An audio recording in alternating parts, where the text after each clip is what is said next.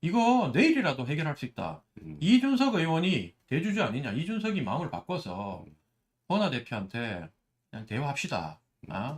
라고 얘기하고 마음 놓고. 지금 언론 보도는 좀 어떻게 보세요? 언론 보도는 처음에는 아주 편파적이었고 9대1 정도로 편파적이었고 좀 많이 나셨나요? 지금은 조금은 그래도 한 7대3 우리가 3 정도 되고 아직 여전히 뭐 편파적인데 사실은 이 문제는요 제가 저쪽에서도 대화하자 그래서 저를 찾아와가 이 문제 지긋지긋하지 않냐 어떻게든 좀 돌파구를 찾자고 했을 때 제가 무슨 얘기를 했냐면 이거 내일이라도 해결할 수 있다. 이준석 의원이 대주주 아니냐. 이준석이 마음을 바꿔서 권하 대표한테 그냥 대화합시다. 라고 얘기하고 마음 놓고 서로 간에 제가 이거는 좀 해야 되겠고 누님 요건 좀 양보하세요. 김철근만 이렇게만 하면 난 충분히 대화가 된다고 보거든요.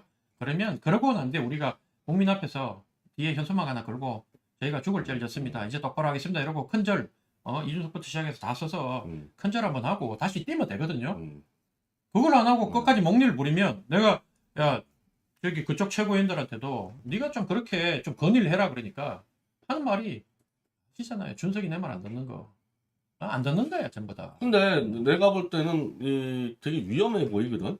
이 판이 이준석 하나 죽는 게 아니고 천하람, 이긴 아주 젊은 애들이잖아. 그렇지 젊죠. 정말 정신생 여기서 끝내려고 그러는지. 아니 김철근만 물리면은 다 해준다며. 그리고 어쨌든 뭐 대선이 열리긴 열릴 거 아닙니까? 언젠가는 뭐 올해 안에. 그럼 그때 선대위로 체제 넘겨서 그때 이준석이랑 윤석열 싸울 때처럼 당의 권한을 선대위에 넘겨주면 될 거 아니냐고. 그 솔직히 여기서 이준석하고 뭐 경선한다 그래서 이준석 이기겠어요 누가? 맞아요. 그러니까 내 말은 어차피 자기 사당이잖아요. 그런데도 언론 나가지고 허나가 다른 후보를 준비한 것 같다 뭐 이런 식으로 했잖아요. 아니 준비할 수도 있지. 근데 맞아. 준비를 하든 말든 이준석이 이길 거 아니냐고. 그러니까 그렇게 하는 게 그렇게 자신이 없냐? 아니면 뻔히 아니란 걸 알면서도 저런 식으로 무너뜨리는구나. 진짜 내가 이준석도 잘 알고 그래서 이야기를 하는데 여기서 정치 생명 정말 끝내고 싶은지 사람들 특히 그 양옆에 그 최고위원들 얘기할 때 천하람 이긴 말 좀 조심해야 되겠다만 그 친구들 그냥 말을 함부로 뱉어버리대. 특히 이긴 저기 뭐 애들이 아직 세상 물참 무서운지 모르고 그냥. 자, 이 얘기는 여기까지 정도만 정리를 하고요. 뭐 어차피 뭐 좀 길게 갈 것 같은데 뭐 또 뭐 이야기하면 되니까. 윤석열 대통령 어제 체포했는데 이거 어떻게 생각해요? 저는 뭐 그렇게 될 거라고 누구나 다 예상을 했고요. 이미 그 대세는 기울었고 보수 쪽에서는 이제 물론 대통령에 대해서 안타까워하는 사람도 있고 또 뭐 대통령 지지율이 뭐 40%뭐 나간다 이런 얘기도 있었잖아요. 50%까지 나간다고? 그래요? 저도 그건 좀 기괴한데 네, 어쨌거나 현재 예를 들면 대통령이나 국민의힘의 지지율이 우리 상식 밖으로 많이 나오는 거는 민주당 탓이 크다. 이재명 대표와 민주당 탓이 크다고 저는 보고 근데 그 지지율이 대선 때까지 지속될 수는 없다. 이런 생각이 듭니다. 네. 오늘 그 갤럽부터 리서치뷰, 뭐 MBS 모든 곳에서 국힘당이 민주당을 이겼고요. 그래요? 네, 4%다 이겼고 국힘당이. 그리고 이재명 지지율이 지금 30% 초반에서 20%대까지 추락한 게 나왔어요. 28% 나오고 김문수하고 이재명 양자 대결이 45대 43까지 나온 게 있어서 한마디로 지금까지는 뭐 대선만 벌어지면 무조건 이재명이 이긴다 그랬는데 이 구도가 지금 무너지고 있는 것 같거든요. 제가 민주당한테 늘 얘기했던 게 너희들 국민의힘에서 마지막으로 대선을 역전시킬 수 있는 카드로 갖고 있는 게 바로 너그 민주당에서 이재명이 대권 후보로 나오는 거다. 왜 홍준표 시장이 저렇게까지 우리가 저기 그때 개혁신당 지도부가 대구 시장 그 시청 방문했을 때도 보통 30분 정도 미리 사전에 면담하고 나오기로 했는데 1시간을 냈거든요. 1시간 혼자 내내 떠들면서 거의 50분, 40분을 한동을 깎고 그 다음에 우리한테 얘기했던 게 윤석열 대통령 비판하는 것도 해라. 하지만 탄핵 집회는 나가지 마라 그랬거든. 그 당시에는. 그때가 8월인가 9월인가 뭐 그랬으니까. 그러니까 이분은 뭐냐면 윤석열 대통령의 지지를 얻어서 한동훈만 제끼면 본선에서는 자기가 이긴다고 생각하는 거예요. 왜? 저쪽에 허물 많은 이재명이 나오니까. 근데 그 수혜를 이제 홍준표 시장은 그동안 뭐 윤석열 대통령하고 사이 지내고 이러다가 식상한 코드가 됐고 도리어 김문수가 갑자기 보수 쪽에서 그나마 저 사람이 그동안 허물도 적고 홍준표보다 일단 뭐 돈 뻣뻣하고. 문제 없는 사람이고. 그러니까 김문수를 찾다 보니까 이미 뭐 오세훈, 원희룡 이런 사람들은 다 한동훈 다 이제 아웃된 것 같고 이제 이런 걸 노리고 사실은 이준석 의원도 내가 만약에 국민의힘이 다 아웃되고 국민의힘 단일화가 이기면 내가 대권도 먹을 수 있다고 생각하는 것 같은데 우리 당의 많은 당원들도 그렇게 생각하고 있고 근데 저쪽은 막 견고하게 김문수를 띄우는 게 그런 현상이 아닌가. 근데 저는 결론적으로 얘기를 하면 김문수 나오면 질 거다 난 이렇게 봅니다. 저는 그렇게 봅니다. 근데 결국에 뭐 저는 막 김문수가 뜨는 거에 대한 것보다도 이재명에 대한 이 범보수 한 중간층까지의 반감이 어마어마하게 두텁다는 그거는 게, 그렇죠. 예. 거의 뭐 이재명만큼은 안 된다라는 게 거의 한 60% 이상 국민들이 지금 두텁게 지금 진을 치고 있으니까 이게 이제 결국 이제 아마 윤석열 대통령이 이제 뭐 체포당하고 이러니까 이제 윤석열 대통령 관심이 약간 끌어졌잖아요. 약간 동정심 있어버리고 그럼 남은 타겟이 이재명밖에 없으니까 모든 공격이 이재명 쪽으로 들어가는 것 같아요. 지금. 민주당은 이재명만 안 나오고 어지간한 뭐 점과 없이 무난한 사람 나오면 저는 압도적으로 이길 거라고 봐요. 나는 이제 그게 참 이해가 안 되는데 내가 이 법률을 다 뒤져보니까 대한민국에서 그러면은 현직 대통령은 형사소추가 이제 면책이 되니까 수사 안 받는데 기존에 하던 재판은 어떻게 되느냐 이거를 그렇죠. 제가 찾아봤더니 홍준표 때부터 이 문제가 있었던 거 2017년 대선 때 홍준표가 그때 대법원만 남았었거든요. 성완종 뇌물 사건이. 예.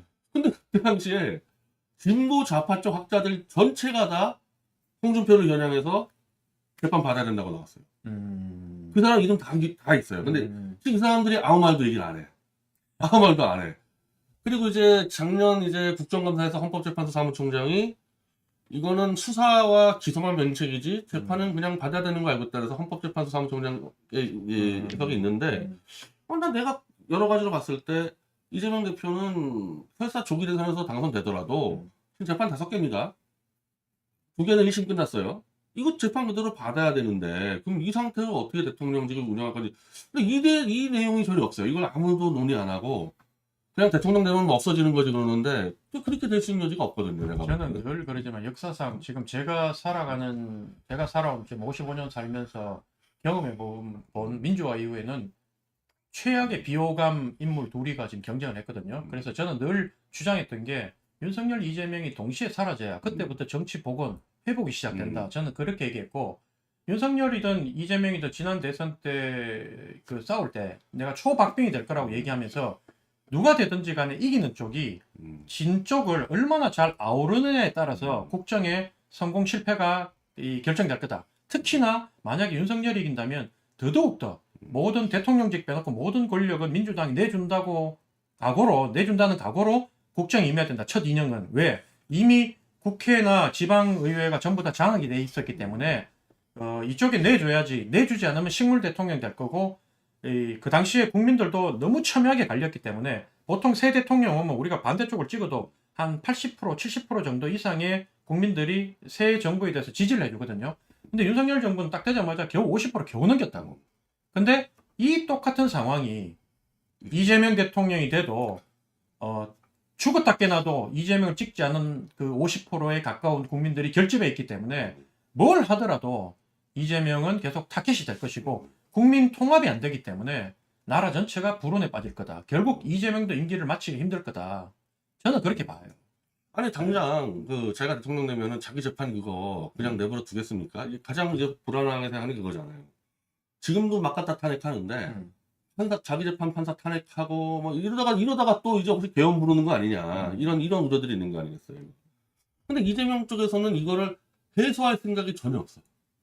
해소할 생각이 전혀 없이 그냥 이대로 밀어붙여서 집권하고 보자 이러니까 이제 더 불안한 거죠. 사람들이. 저는 기본적으로 이번 우리 당내 사건을 겪으면서도 민주적인 절차를 중시하지 않고 다양성을 인정하지 않는 지도자는 반드시 독재 윤석열처럼 될 거기 때문에 미리 싸워서 싹을 잘라야 된다. 이번에 보세요. 지금 현재 우리 당 상황이라면 이준석 의원이 대통령이 됐을 때 그 옆을 둘러싸고 있는 게 김철근부터 시작해서 옆에 있는 사람들이 있으면 만약에 김철근이 비서실장이나 만기부장이나 국정원장이나 이러면 저한테 밤에 전화해서 조대원 죽을래. 똑바로 해라. 그러고 무슨 짓을 할지 어떻게 알아요? 저는 그런 거에 대한 지금 이 사람들이 하는 협박이 두려운 게 아니라 이 사람들이 법과 제도를 넘어서서 또 국민 상식과 양심을 넘어서서 무슨 짓을 할지도 모른다는 거를 요즘 확인하고 있기 때문에 이 작은 당에서도 이재명 대표 같은 사람이 대통령이 되면 저는 정말 민주화 운동을 다시 해야 된다는 생각을 지금 갖고 있어요. 윤석열 때만큼이나. 그렇죠. 그때는 저도 이제 거리에 나가서 뭐 윤석열 때는 제가 뭐 어쨌든 그 대선 캠프에 오라고 2번이나 요청을 받았지만 안 갔지만 이재명 같은 경우에 이제 당도 다르기 때문에 뭐 정말로 집권하자마자 바로 이재명하고 싸울 각오를 하고 거리에 나설 각오를 해야 되겠죠. 예. 참 아직도 이게 전혀 이 일들이 지금 한두 개가 아닌 것 같아요. 특히 개혁신당부터 풀어야 되고. 여기 댓글에 뭐 당원 소환제가 민주적인 절차라고 하는데 민주적인 절차가 아닙니다. 당원 소환제 우리 당헌 당규 요건 자체가 안 돼요. 당원 소환 대상이 되지도 않고 그렇기 때문에 법정에 가면 다 져요. 제가 어제 하이라이트로 그 문화혁명의 홍위병 영화를 좀 봤는데 그래요. 그냥 집단으로 길거리에서 때려 죽이는 거예요. 진짜 그 개혁신당 그 철모르는 애들 정말 그거 하고 싶은지 서로 길거리에서 누가 먼저 때려 죽이는지 하고 싶은지 정말.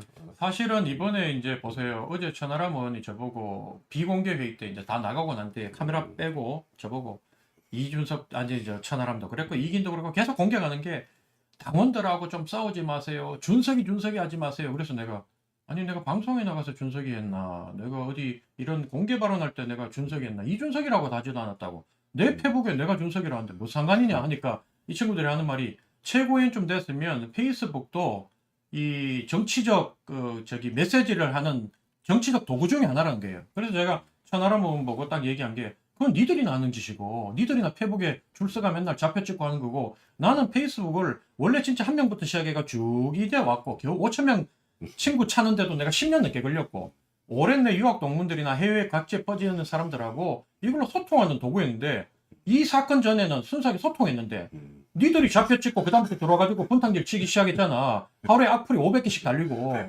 그래서 내가 그다음 냉동 빼보게. 그래 내가 냉동 빼고 맞아. 근데 읽지도 않는데 이제 근데 내가 그걸 보면서 그랬거든. 근데 니들 자폭하는 게 뭔지 아느냐.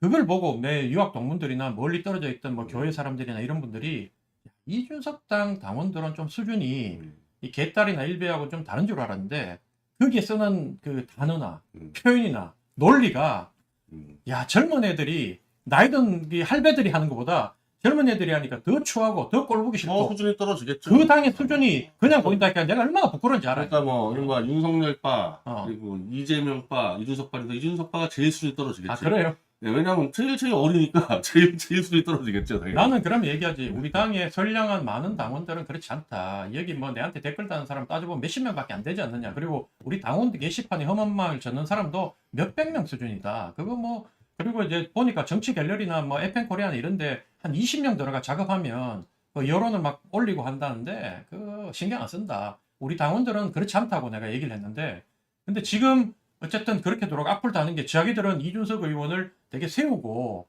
이준석 의원을 돕는다고 생각하는데 실제로는 그걸 바라보면서 야 이준석 극렬 지지층의 수준이 이거구나 하고 마음을 줬던 사람도 지금 마음을 다 빼고 있는 거예요.